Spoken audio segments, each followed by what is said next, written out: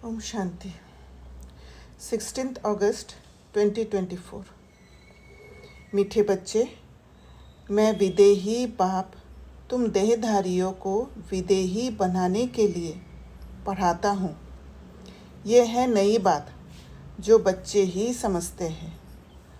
तो विदेही वाला बात हमें पहले समझ में नहीं आता था, क्योंकि हम देह को ही देखते हैं और देह के कर्मेंद्रियों से भी जो भी परसीव करते हैं वही हम जानते हैं।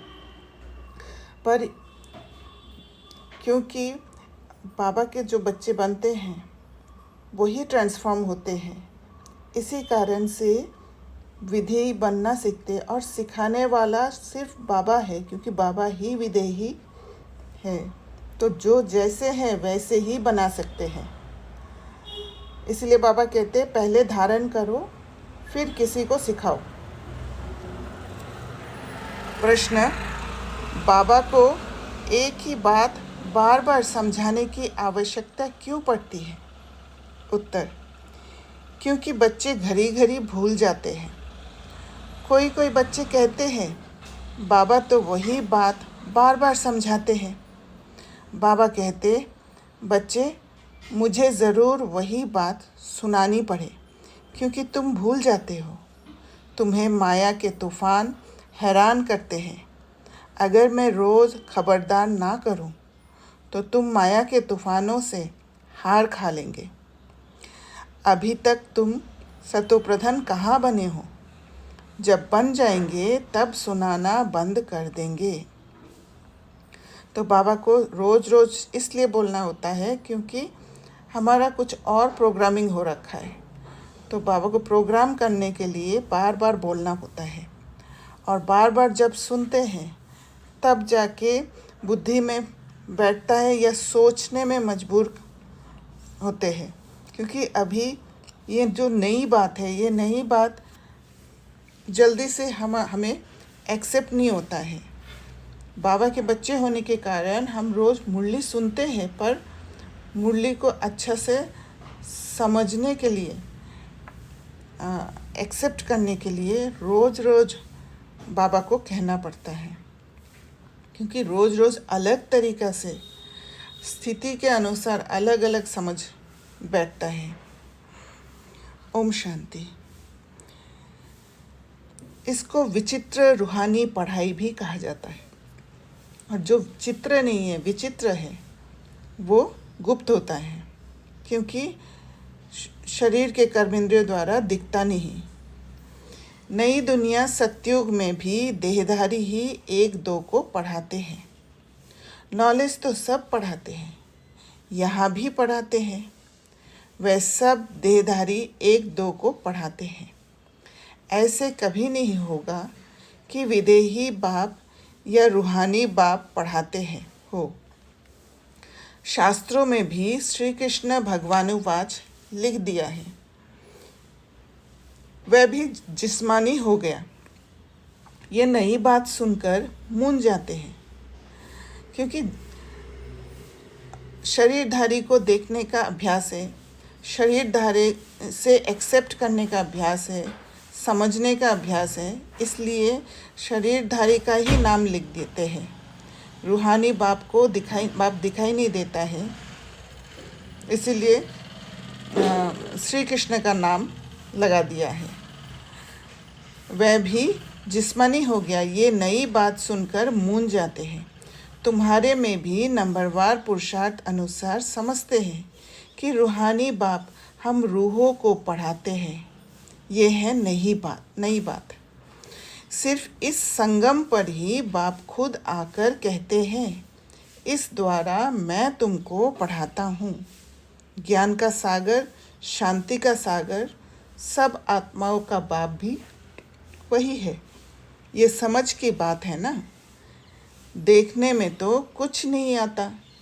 आत्मा ही मुख्य, और वह अविनाशी है। शरीर तो विनाशी है। अभी वह अविनाशी आत्मा बैठ पढ़ाती है। भल तुम सामने देखते हो, ये तो साकार में शरीर बैठा है, परंतु ये तुम जानते हो ये ज्ञान देहधारी नहीं देते हैं।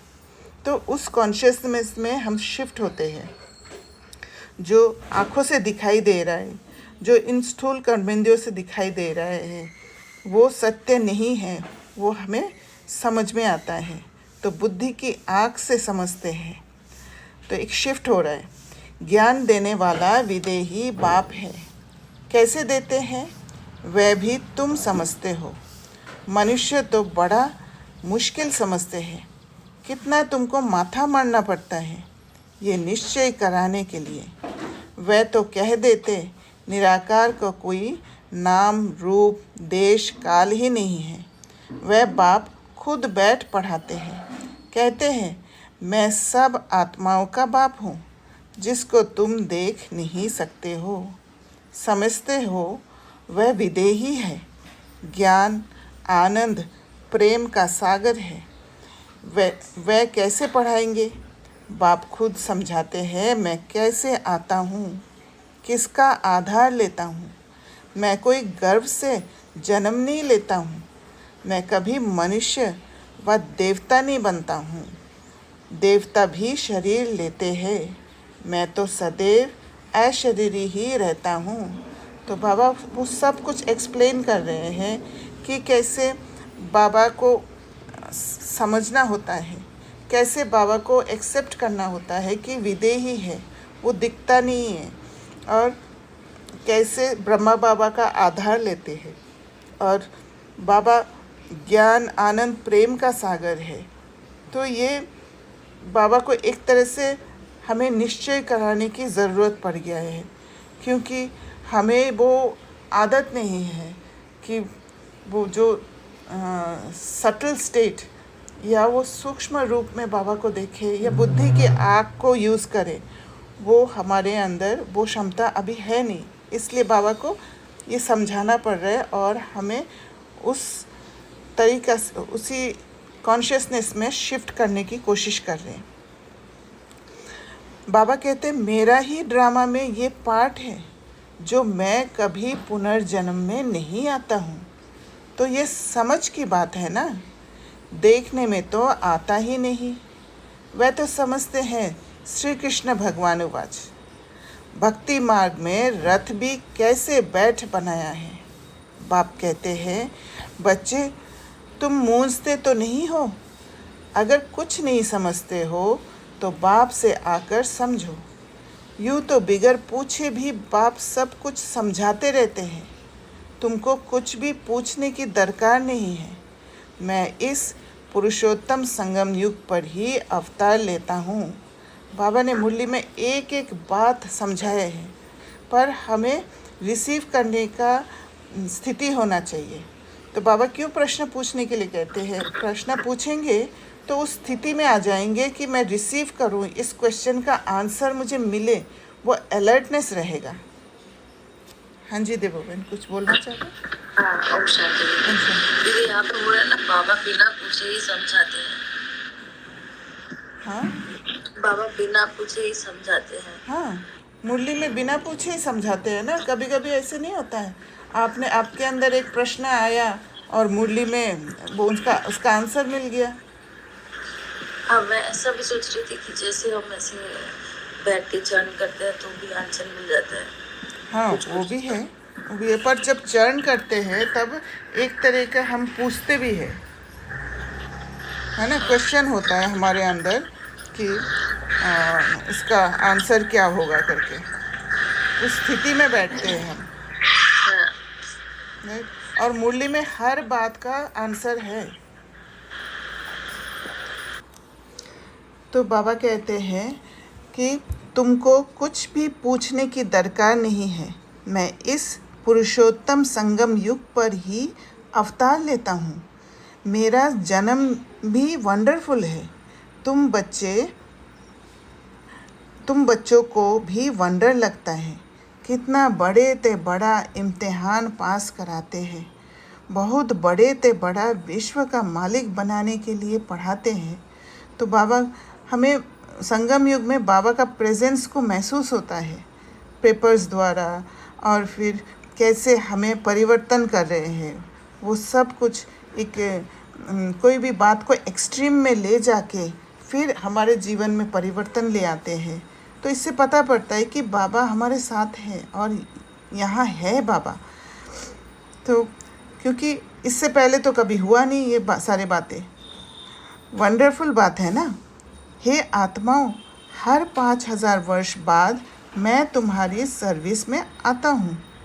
आत्माओं को पढ़ाते हैं ना।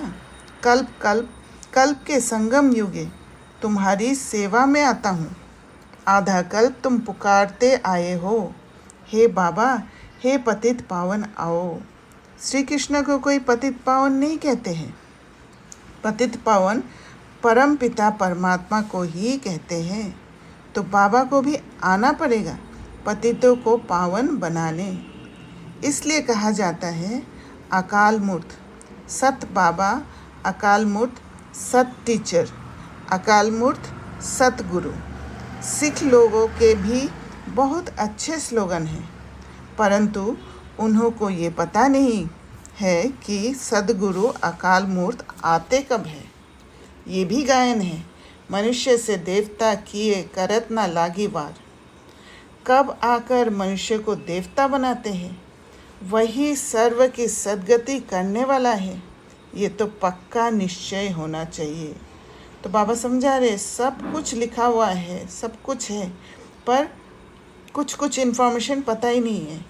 इसलिए बाबा आके हम बच्चों को देते हैं। तो बाबा पूछते हैं क्या आकर कहते हैं। सिर्फ कहते हैं मन मना भव। सिर्फ बाबा को याद करना है। बाबा को याद करने से ही सारा कुछ हमारे अंदर वो ट्रांसफॉर्मेशन आ जाता है। उसका अर्थ भी समझाते हैं और कोई भी अर्थ नहीं समझाते हैं कि अपने को आत्मा समझकर बाबा को याद करना है। वो विधि समझाते हैं, वो प्रोसेस समझाते हैं, क्योंकि बिगर प्रोसेस, बिगर विधि उस स्टेट में हम जा ही नहीं सकते। तुमको सद्गुरु अकाल मूर्त बैठ समझाते हैं इस देह द्वारा कि अपने को आत्मा समझो। तो ये समझना चाहिए विश्व का मालिक बनाने के लिए बाप को आना पड़ता है। तुम बच्चों की सेवा में समझाते हैं, हे रूहानी बच्चों, तुम सतोप्रधान थे, फिर तमोप्रधान बने। ये सृष्टि का चक्र फिरता है ना। पावन दुनिया इन देवताओं की ही थी, वे सब कहाँ गए ये किसको भी पता नहीं, मूंझे हुए हैं। तो ये भी बता रहे बाबा कि यहाँ देवताएं थे, सतो प्रधान दुनिया था। तो ये इसलिए समझा रहे ताकि समझ में आए कि सतो प्रधान दुनिया किसने बनाया था और वो कहाँ गया। पूरा स्टोरी को हमारे सामने रख रहे। बाप आकर तुमको समझदार बनाते हैं। बच्चे, मैं एक ही बार आता हूँ, पावन दुनिया में मैं आऊँ ही क्यों। वहाँ तो काल आ नहीं सकता। बाप तो कालों का काल है। बाबा सिर्फ तभी आते हैं जब ज़रूरत हो। जहाँ ज़रूरत नहीं वहाँ नहीं आते हैं। सतयुग में आने की दरकार ही नहीं। वहाँ काल भी नहीं आता तो महाकाल भी नहीं आता। वह आकर सब आत्माओं को ले जाते हैं। खुशी से चलते हो ना। हाँ बाबा, हम खुशी से चलने के लिए तैयार हैं। तब तो आपको बुलाया था कि इस पतित दुनिया से पावन दुनिया में ले चलो, वाया शांति धाम। ये बातें घड़ी घड़ी भूल ना जाओ, परंतु माया दुश्मन खरी है, घड़ी घड़ी भुला देते हैं। मैं मास्टर सर्वशक्तिमान हूँ, तो माया भी शक्तिमान है। वह भी आधा कल्प तुम पर राज्य करती है, भुला देती है। इसलिए रोज़ रोज़ बाप को समझाना पड़ता है। रोज़ सुजाग ना करे तो माया बहुत नुकसान कर दे। माया सुला देते हैं। खेल है पवित्र और अपवित्र का। अब बाप कहते हैं अपनी चलन सुधारने के लिए पवित्र बनो। काम विकार के लिए कितने झगड़े होते हैं। बाप कहते हैं अभी तुमको ज्ञान का तीसरा नेत्र मिला है, तो आत्मा को ही देखो। इन जिस्मानी नेत्रों से देखो ही नहीं। हम सब आत्माएं भाई भाई हैं। अब जिस्मानी नेत्र से नहीं देखना है, अब बुद्धि की आँख से कैसे कैसे देखना है वो बाबा वर्णन कर रहे हैं। हम सब आत्माएं भाई भाई हैं। विकार कैसे करें? हम अशरीरी आए थे, फिर अशरीरी बनकर जाना है। आत्मा सतोप्रधान आई थी, सतोप्रधान बनकर जाना है स्वीट होम। मुख्य है ही पवित्रता की बात। मनुष्य कहते हैं रोज वही बात समझाते हैं, ये तो ठीक है, परंतु जो समझाया जाता है उस पर चले भी ना। नहीं चले तभी तो बार बार बाबा को कहना पड़ता है, ताकि बुद्धि में जाए कि हाँ मुझे करना है, सोच में पड़े। करने के लिए समझाया जाता है, परंतु कोई चलते थोड़ी है तो ज़रूर रोज़ रोज़ समझाना पड़े। ऐसे थोड़ी कहते हैं बाबा आप जो रोज़ समझाते हो वह हमने अच्छी रीति समझ लिया है, अब हम तमोप्रधान से सतोप्रधान बन जाएंगे, आप छूटे, ऐसे कहते हैं क्या? इसलिए बाबा को रोज़ समझाना पड़ता है। बाबा तो एक ही है, परंतु करते नहीं है ना। बाप को याद ही नहीं करते हैं। कहते हैं बाबा घड़ी घड़ी भूल जाते हैं। बाप को घड़ी घड़ी कहना पड़ता है याद दिलाने लिए। तुम भी एक दो को यही समझाओ, अपने को आत्मा समझ परमात्मा को याद करो तो तुम्हारे पाप कट जाए, और कोई उपाय नहीं। शुरू और अंत में यही बात कहते हैं, याद से ही सतोप्रधान बनना है। खुद ही लिखते हैं बाबा माया के तूफान भुला देते हैं, तो क्या बाप सावधान ना करे, छोड़ दे? बाप जानते हैं नंबरवार पुरुषार्थ अनुसार है। जब तक सतोप्रधान नहीं बने हैं जा नहीं सकते हैं। लड़ाई का भी कनेक्शन है ना। लड़ाई लगेगी ही तब जब तुम नंबरवार पुरुषार्थ अनुसार सतोप्रधान बनेंगे। ज्ञान तो 1 सेकंड का है। बेहद के बाप को पाया, अब उनसे बेहद का सुख तब मिलेगा जब पवित्र बनेंगे। तो रियल बात यही है कि पवित्र बनना है। कैसे अपवित्रता से पवित्रता में ट्रांसफॉर्म होना है। पुरुषार्थ अच्छी रीति करना है। कई तो कुछ भी समझते नहीं हैं। बाप को याद करने का अकल भी नहीं आता। कभी ये पढ़ाई तो पढ़ी नहीं है। सारे चक्र में निराकार बाप से कोई पढ़ा नहीं है, तो ये नई बात है ना। बाप कहते हैं मैं तो हर 5000 वर्ष बाद आता हूँ तुमको सतोप्रधान बनाने। जब तक सतोप्रधान नहीं बने हो तब तक ये पद पा नहीं सकेंगे। जैसे और पढ़ाई में फेल होते हैं वैसे इसमें भी फेल होते हैं। शिव बाबा को याद करने से क्या होगा? कुछ नहीं समझते। बाप है तो ज़रूर बाप से स्वर्ग का वर्षा मिलना है। बाप एक ही बार समझाते हैं जिससे तुम देवता बनते हो। तुम देवता बनेंगे, फिर नंबरवार सब आएंगे पाठ बजाने। इतनी सब बातें बूढ़ियों आदि की बुद्धि में बैठ ना सके, तो बाप कहते हैं अपने को आत्मा समझ बाप को याद करो। बस वही शिव बाबा सब आत्माओं का बाप है। शरीर का बाप तो हर एक का अपना अपना है। शिव बाबा तो है निराकार। उनको याद करते करते पवित्र बन शरीर छोड़ फिर बाप के पास जाकर पहुंचना है। बाप समझाते हैं तो बहुत है, परंतु सब एक रस नहीं समझते हैं।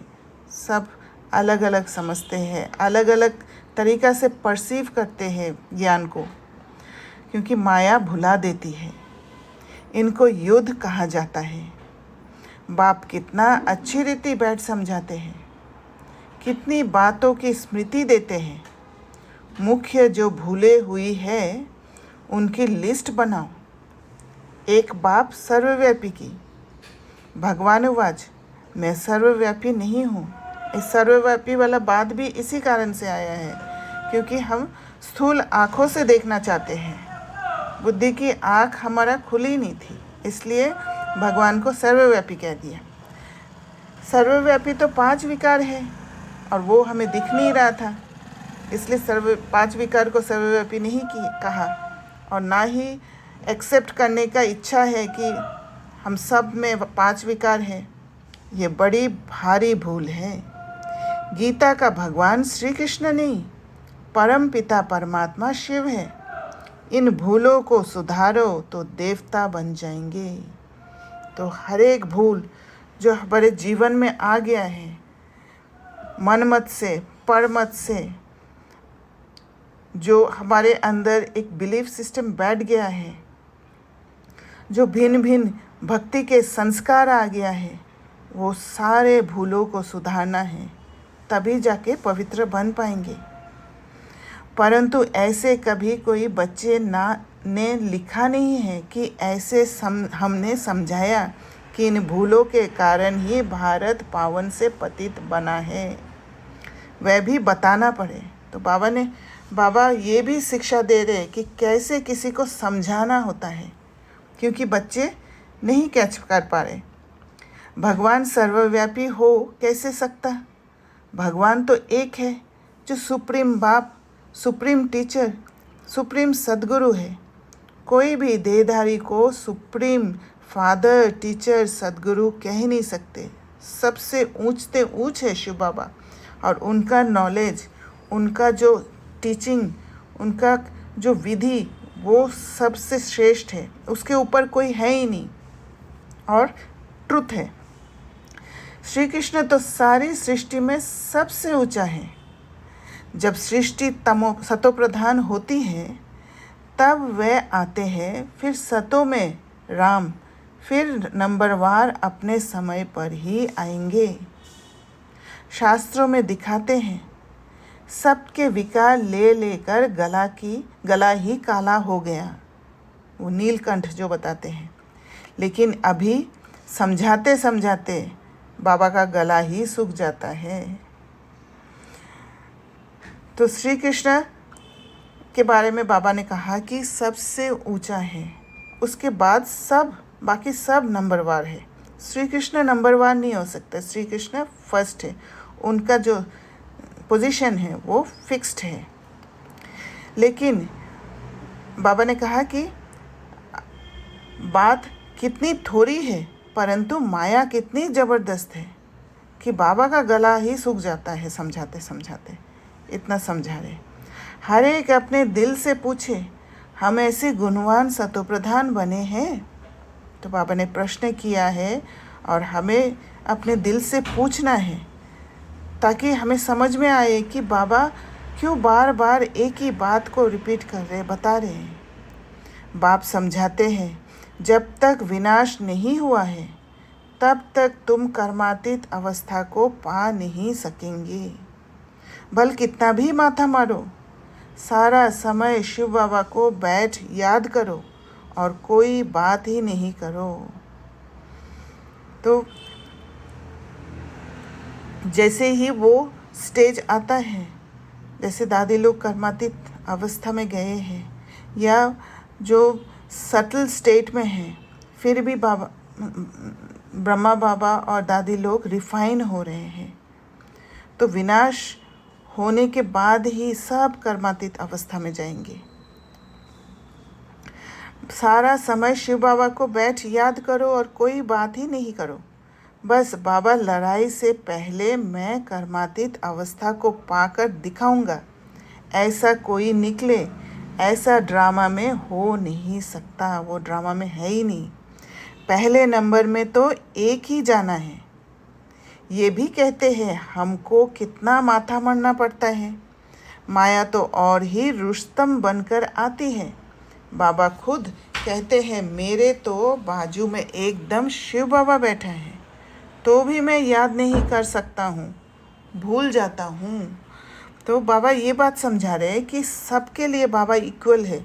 ऐसे नहीं है कि ब्रह्मा बाबा बगल में शिव बाबा है बोलकर उनको पुरुषार्थ करना नहीं पड़ता है, क्योंकि उनको सबसे ज़्यादा पेपर आता है और सबसे कठिन पेपर ब्रह्मा बाबा को आता है, क्योंकि ब्रह्मा बाबा ही वो सैंपल है सबके लिए। और सैंपल जो है उनके अंदर सारी धारणाएं होना चाहिए, और सारी धारणा करने के लिए हर एक परिस्थिति का, हर एक ट्रांसफॉर्मेशन का विधि उनको जानना ज़रूरी है। ये प्रैक्टिकल पेपर जो है हर बात के कोने से निकलकर अंत तक बाबा को क्रॉस करना होता है। इसलिए जो जितना पुरुषार्थ करते हैं उनको उतना ज़्यादा पेपर आता है, उतना स्ट्रॉन्ग पेपर आता है। ये भी कहते हैं हमको कितना माथा मारना पड़ता है, माया तो और ही रुस्तम बनकर आती है। बाबा खुद कहते हैं मेरे तो बाजू में एकदम शिव बाबा बैठा है, तो भी मैं याद नहीं कर सकता हूँ, भूल जाता हूँ। समझता हूँ मेरे साथ बाबा है, फिर मुझे भी तो याद करना पड़ता है। जैसे तुम करते हो ऐसे नहीं मैं तो साथ हूँ, इसमें ही खुश हो जाना है। नहीं, मुझे भी कहते हैं निरंतर याद करो। ब्रह्मा बाबा कह रहे सारी बातें। साथ वाले तुम रुस्तम हो, तुमको तो और ही जास्ती तूफान आएंगे, नहीं तो बच्चों को कैसे समझा सकेंगे। ये सब तूफान तो तुमसे पास होंगे। तो जैसे तूफान आते हैं, जैसे पुरुषार्थ करते हैं उसके अनुसार तूफान आता है, क्योंकि उसके अनुसार पद बनता है, और उसके अनुसार राज्य करते हैं और प्रजा भी बनते हैं। तो ये सारा एक पैकेज है। ये सब तूफान तो तुमसे पास होंगे, मैं उनके इतने नज़दीक बैठे हुए भी कर्मातीत अवस्था को पा नहीं सकता हूँ, तो फिर दूसरा कौन बनेगा। ये मंजिल बहुत ऊंची है। ड्रामा अनुसार सब पुरुषार्थ करते रहते हैं। भल कोई ऐसी कोशिश करके दिखाए, बाबा हम आपसे पहले कर्मातीत अवस्था को पाकर ये बनकर दिखाते हैं। हो नहीं सकता, ये ड्रामा बना बनाया है। तुमको पुरुषार्थ बहुत करना है। मुख्य सारी बात है कैरेक्टर्स की।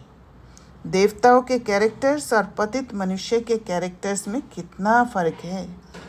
तुमको विकारी से निर्विकारी बनाने वाला शिव बाबा है, तो अब पुरुषार्थ कर बाप को याद करना पड़े। भूलो नहीं, बाकी अबलाए बिचारी परवश है, अर्थात रावण के वश है, तो क्या कर सकती है। तुम हो राम ईश्वर के वश। तो कभी कभी हम रावण के वश हो जाते हैं, अबला बन जाते हैं, और कभी कभी राम ईश्वर के वश। वह है रावण के वश, तो युद्ध चलती है, बाकी राम और रावण की युद्ध नहीं होती है। बाप तुम बच्चों को भिन्न भिन्न प्रकार से रोज़ समझाते हैं, मीठे मीठे बच्चों अपने को सुधारने जाओ। रोज़ रात को पोतामिल देखो, क्योंकि जब चेक करते हैं तब पता चलता है कि कहाँ कहाँ गलती किया है। चेक नहीं करने से चेंज नहीं कर पाते हैं। सारे दिन में कोई आसुरी चलन तो नहीं चली। बगीचे में फूल नंबरवार तो होते ही हैं, दो एक जैसे कभी हो नहीं सकते। सभी आत्माओं को अपना अपना पार्ट मिला हुआ है। हर एक एक्टर्स पार्ट बजाते रहते हैं। बाप भी आकर स्थापना का कार्य करके ही छोड़ते हैं। हर 5000 वर्ष के बाद आकर विश्व का मालिक बना ही देते हैं। बेहद का बाप है ना, तो ज़रूर नई दुनिया का वर्षा देंगे। अच्छा, तो ऐसे बाप कुछ नई चीज़ दे रहे हैं, वो नई समझ दे रहे हैं, वो नई स्थिति दे रहे हैं, और फिर एक नई दुनिया बनाते हैं हमारे लिए। और यही है पूरा संगम युग का प्रोसेस। अच्छा, मीठे मीठे सिकिलदे बच्चों प्रति माता पिता बाप दादा का याद प्यार और गुड मॉर्निंग। रूहानी बाप की रूहानी बच्चों को नमस्ते। हम रूहानी बच्चों की रूहानी दादा को याद प्यार, गुड मॉर्निंग और नमस्ते। धारणा के लिए मुख्य सार। पहला पॉइंट, ज्ञान के तीसरे नेत्र से आत्मा को ही देखना है, जिस्मानी नेत्रों से देखना ही नहीं है। अशरीरी बनने का अभ्यास करना है। दूसरा पॉइंट, बाप की याद से अपने देवी कैरेक्टर बनाने हैं। अपने दिल से पूछना है कि हम कहाँ तक गुणवान बने हैं। हमने सारे दिन में आसुरी चलन तो नहीं चली। तो पहला जो था वो बाबा विधि बता रहे हैं। पहला जो धारणा था कि ज्ञान के तीसरा नेत्र से ही आत्मा को देखना है, और दूसरा जो धारणा बताया वो है जो रिज़ल्ट है, रिज़ल्ट में जो दैवी कैरेक्टर लाना है वो दिखा रहे हैं, और उसको देखने के लिए क्या क्वेश्चन खुद से पूछना है वो समझा रहे हैं। वरदान, सदा केयरफुल रहे। माया के रॉयल रूप की छाया से सेफ रहने वाला माया प्रूफ भव। तो माया से सेफ रहने के लिए केयरफुल रहना बहुत ज़रूरी है, और केयरफुल रहने के लिए हमें हर बात को जानना ज़रूरी है। देखा गया है कि हम कभी कभी किसी बात को सुनने के लिए तैयार नहीं होते हैं। जैसे कोई आत्मा उनके कोई एक्सपीरियंस सुनाते हैं, उनका इंटेंशन ये नहीं होता है कि किसी का वर्णन कर रहे हैं या किसी का ग्लानि कर रहे हैं, पर जब वो बात शेयर करते हैं तो फिर हम भी उस समय केयरफुल हो जाते हैं कि माया इस रूप में भी आ सकते हैं। तो मुझे लगता है कि हर किसी का बात को सुनना ज़रूरी है, पर सुनते समय उसको ऐसे ट्रांसफॉर्म कर लेना है बाबा जैसे ज्ञान से उस बात को समझना है, माना बुद्धि की आँख से उस बात को समझना है। आदि मध्य अंत का नॉलेज जो हमें मिला है उसके हिसाब से बात को समझ के अंदर लेना है, ना कि उसको रोक देना है। रोकना माना माया प्रूफ होने का, माया के छाया से सेफ रहने के लिए जो केयरफुल बनना है, वो केयरफुल वाला वो जगह जो है उसको हम छोड़ देते हैं। तो बाबा कहते हैं वर्तमान समय माया रियल समझ को, महसूसता की शक्ति को गायब कर रॉन्ग को राइट अनुभव कराती है। जैसे कोई जादू मंत्र करते हैं तो परवश हो जाते हैं, ऐसे रॉयल माया रियल को समझने नहीं देती। इसलिए बाप दादा अटेंशन को डबल अंडरलाइन करा रहे हैं, और अटेंशन को डबल अंडरलाइन करने के लिए हर आत्मा का जो भी हमारे सामने आते हैं वो ड्रामा में है, और ड्रामा के अनुसार हमें पुरुषार्थ के लिए वो मदद मिलता है। उनकी बातों को सुनने की कोशिश करना है, समझने की कोशिश करना है, ना कि पहले से ही आते ही रिजेक्ट कर देना है कि मुझे नहीं सुनना है, ताकि समझ में आए कि माया का अलग अलग रूप कैसे रॉयल रूप से आते हैं। उसी से भी नॉलेज लेने की कोशिश करना है। माया को हर कोने से जानना ज़रूरी है केयरफुल रहने के लिए। कोई नया कोना होगा तो फिर हम धोखा खा जाएंगे। ऐसा केयरफुल रहो जो माया की छाया से सेफ माया प्रूफ बन जाओ। विशेष मन बुद्धि को बाप की छत्र छाया के सहारे में ले आओ। तो मन बुद्धि जब बाप की छत्र छाया के सहारे में ले आना, माना बाबा जो नॉलेज दिया है उस नॉलेज से बात को समझना, और उसको समझने के बाद ही किसी को परखने का भी पावर हमारे अंदर आ सकता है। तो हर एक सीन को अपने पुरुषार्थ के लिए एक्सेप्ट करते जाना है। स्लोगन, जो सहज योगी है उनको देखकर दूसरों का भी योग सहज लग जाता है। तो सहज योगी जो है वो उस विधि को अपनाया हुआ है सहज योगी बनने का। जो धारण किया हुआ है वो दूसरों को भी वो योग सहज करने के लिए एक प्रेरणा दे देते हैं, इसलिए सहज लग जाता है और वो वातावरण भी देते हैं। अच्छा, ओम शांति।